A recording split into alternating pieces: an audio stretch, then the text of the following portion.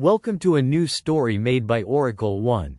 The Tusked Bride. The realm of Althera was a land of rolling emerald hills, sparkling rivers, and ancient woodlands whispered to be older than time itself.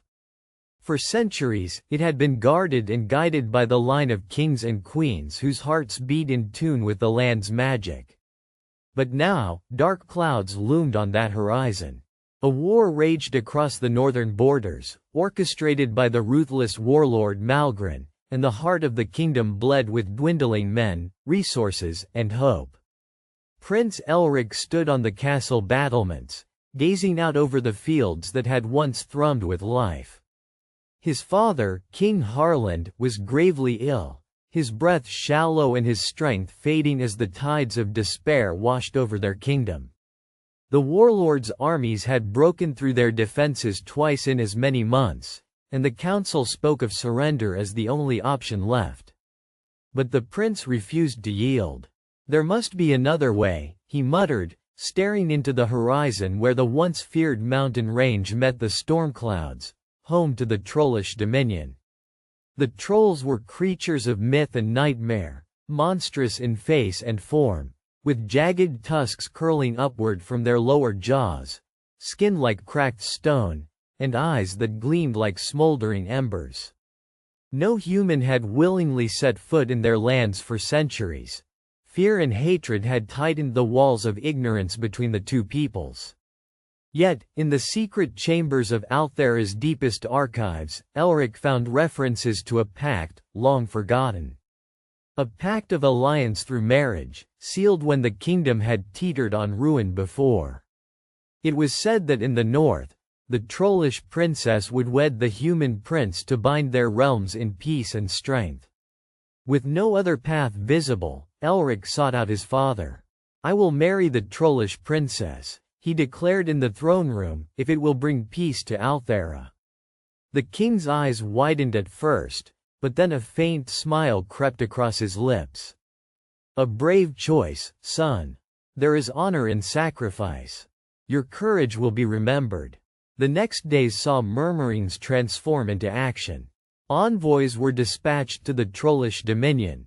Word spread swiftly of Elric's proposal. It was not an easy journey, for Elric, nor for the envoys. They traversed treacherous mountain passes, sharp cliffs, and howling winds. Yet finally, they reached the great stone fortress where the trolls ruled.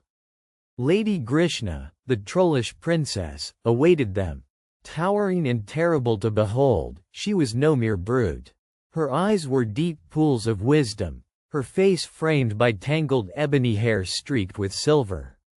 2 long tusks emerged from her lower jaw, a mark of her noble bloodline, and her skin shone like dark granite polished by time.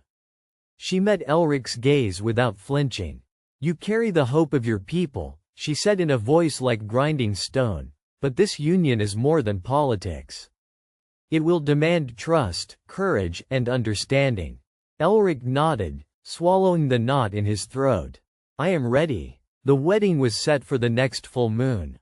Only the highest elders and most trusted courtiers journeyed to the troll fortress to witness the alliance that would save Althera from ruin. Yet as the days grew short, a shadow lingered behind Grishna's smile. The courtiers whispered of a curse that hung over the trollish royal line, of a monstrous transformation beyond tusks and stone skin. But none dared speak it aloud. Elric's first days in the troll realm were fraught with discomfort and unease. The air was heavy with ancient magic, the nights long and cold, the halls echoing with whispered voices of the past. Yet Grishna was a gracious host. She showed him the ancestral halls carved deep into the mountain, the soaring grottos glittering with crystals, and the vast forests that stretched like a sea below. One evening, as the shadows lengthened, Elric found himself alone in the vast throne chamber, its walls inscribed with rune carvings that pulsed faintly in the dim light. Suddenly, a figure moved from the darkness. It was Grishna, but not as he had seen her before. Her tusks seemed longer, more twisted. Her skin cracked and shifted, revealing patches of scaly, molten rock beneath. Her eyes burned brighter, and an anguished howl escaped her lips, echoing through the chamber like a broken wind. "Grishna?" Elric asked, rushing to her side, heart pounding. She stepped back, her monstrous form wavering between princess and nightmare. "You shouldn't see this," she whispered, voice thick with pain. "It is the curse." Elric steadied her trembling shoulders. "Tell me, let me understand." She closed her eyes, taking a shuddering breath. "We trolls are bound to the earth's heart, its strength and fury. But generations ago, when a false king betrayed our people, a vengeful witch cursed our bloodline. She decreed that on the eve of every union outside our kind, the cursed would transform, losing their mercy, their flesh becoming a prison of stone and rage. That is why our marriages are kept within the tribe, to avoid awakening the curse." Grishna's voice cracked. "I feared this union would rip me apart." Elric took her hands in his own, warm against her cold touch. "We will find a way. This curse does not define you." Days passed, and the seasons changed within the sprawling troll domain. Elric and Grishna grew closer, their bond deepening beyond alliance and duty. Yet the curse waited in the shadows, its hold growing stronger. One night, as the moon reached its zenith, Grishna vanished. Frantic, Elric searched the forest, calling her name into the biting wind. At the edge of the ancient woods, he found her, transfigured. Her body was nearly stone, tusks longer and more jagged, eyes glowing red. But despite the monstrous form, the sorrow in those eyes broke his heart. "Grishna, please," Elric whispered, stepping forward. "You are still you." Slowly, her voice came, trembling but clear. "The curse consumes me. It craves destruction, and I fear what is to come." Elric's hand touched her cheek, stone and flesh mingling beneath his palm. "We must seek the witch's spirit. If her curse binds your soul, perhaps her mercy can release it." With his resolve steels anew, Elric ventured deep into troll legend until he found a path to the Shadow Glen, where it was said the witch's spirit lingered, a spectral force bound to the land. The journey was perilous. Thorny brambles tore at his skin, eerie whispers sought to break his mind, and a chilling wind threatened to extinguish his courage. Yet, bolstered by love and duty, Elric pressed on.